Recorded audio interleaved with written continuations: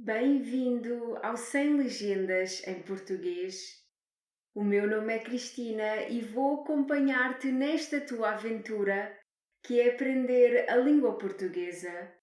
Podes encontrar-me no meu Instagram e agora também no YouTube, através da minha página Portuguese with Cristina, onde ajudo alunos de português a falar e a praticar português com confiança.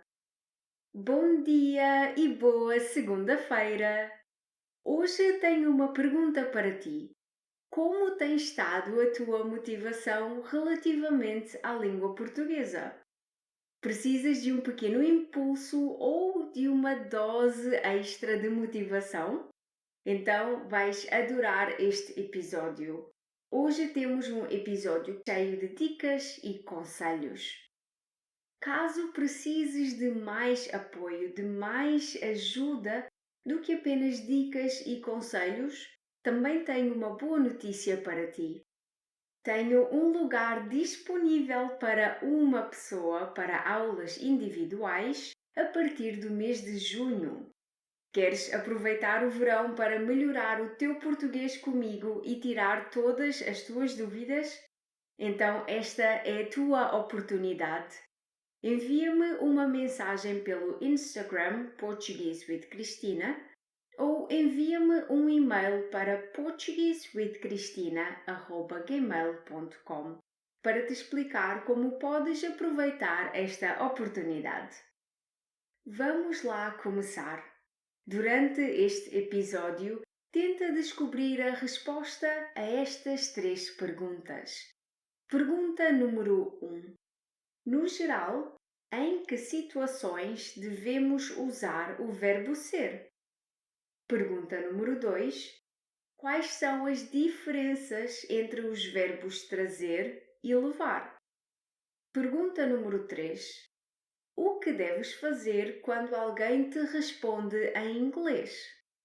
No final do episódio, podes confirmar as respostas corretas na plataforma do podcast portuguesewithcristina.com/podcast ou em buymeacoffee.com/portuguesewithcristina. Não te preocupes, eu vou deixar todos estes links e informações na descrição do episódio para que possas consultar mais tarde. Hoje vou criar a minha versão, a minha adaptação do famoso tópico das redes sociais I made something, of course I, blá blá blá. Mas em português, claramente. Relativamente à língua portuguesa, há muitas coisas que todos os meus alunos sentem. Eu escolhi apenas 8 frases que todos os meus alunos costumam dizer nas aulas. Algumas frases são sobre gramática e outras são sobre motivação. Durante este episódio, vou ler estas frases e vou dar-te os meus conselhos pessoais. Eu estudo português, é claro que... Vamos lá! Número 1. Eu estudo português, é claro que confundo os verbos ser e estar. Tu e todos os outros alunos. Não é fácil simplificar estes 2 verbos numa só frase porque alguns cenários podem ser um pouco ambíguos ou difíceis de entender a 100%. Ainda assim, eu vou dar-te algumas dicas. No geral, usamos o verbo ser para descrever situações, tal como características físicas ou psicológicas, seja de animais, objetos, pessoas também, conceitos mais abstratos. Por exemplo, eu sou portuguesa, tu és simpático, ela é baixa, nós somos bonitos, o clima em Portugal é muito agradável. No geral, usamos o verbo ser para descrever cenários e situações mais permanentes. Quanto ao verbo estar, podes usar a minha fórmula favorita, SAL. S de sentimentos ou sensações, A de ações e L de localização. Esta fórmula vai ajudar-te a memorizar o tipo de situações onde podemos usar o verbo estar. Aqui, praticamente todos os cenários são temporários. Por exemplo, sentimento ou sensação. Eu estou contente, eu estou com calor. Ação. Eu estou a gravar este podcast. Localização. Eu estou em casa. Número 2. Eu estudo português.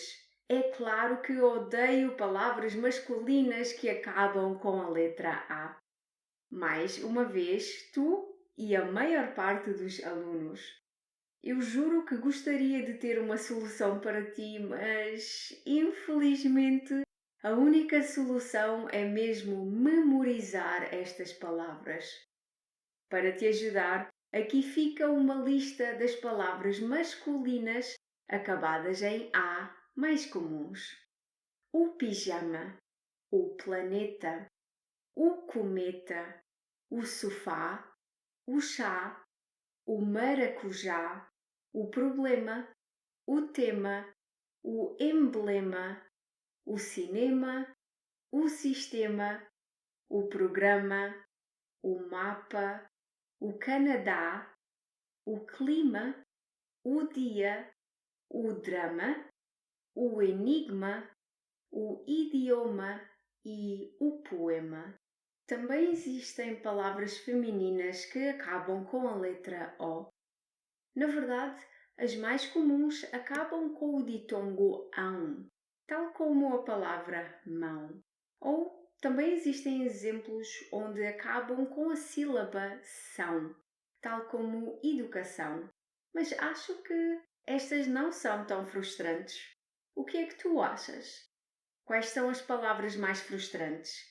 As femininas que acabam com a letra O ou as palavras masculinas que acabam com a letra A? Número 3. Eu estudo português. É claro que não gosto do modo conjuntivo. Eu entendo este sentimento, mas é uma barreira que vais ter de ultrapassar. Queres ter conversas mais profundas? Queres expressar pensamentos mais complexos? Então, o conjuntivo é muito provavelmente a solução. Quando usamos o modo conjuntivo, não podemos falar sobre factos, não podemos falar sobre informações certas. Usamos este modo para expressar dúvidas, para expressar sentimentos, para expressar probabilidade. Outra informação útil sobre o conjuntivo. Existe sempre uma pista, uma palavra, uma expressão que te vai ajudar a identificar este modo. Eu refiro-me a estas palavras como palavras-chave ou trigger words, mas estes não são nomes oficiais. Servem apenas para facilitar a explicação do modo conjuntivo. Antes de um verbo no modo conjuntivo, existe sempre uma destas palavras ou expressões, como por exemplo, talvez, se, assim que, espero que, duvido que, por muito que. Infelizmente, existem inúmeros exemplos, mas o importante é que existe sempre algo que te vai ajudar a reconhecer este modo. A minha recomendação é: estuda as opções mais frequentes e as outras logo vais aprendendo com o tempo. Número 4. Eu estudo português. É claro que me esqueço de usar a preposição de depois de alguns verbos com alguma frequência. Usar os verbos gostar, precisar, lembrar e esquecer sem usar a preposição de é uma das situações mais comuns. É claro que os portugueses vão entender a mesma se não utilizares esta preposição, mas não é correto. Por exemplo, se eu disser I'm going bed, possivelmente tu vais entender-me. Mas se eu disser I'm going to bed, a comunicação torna-se logo muito mais fácil. Por isso, lembra-te de usar esta preposição depois destes verbos.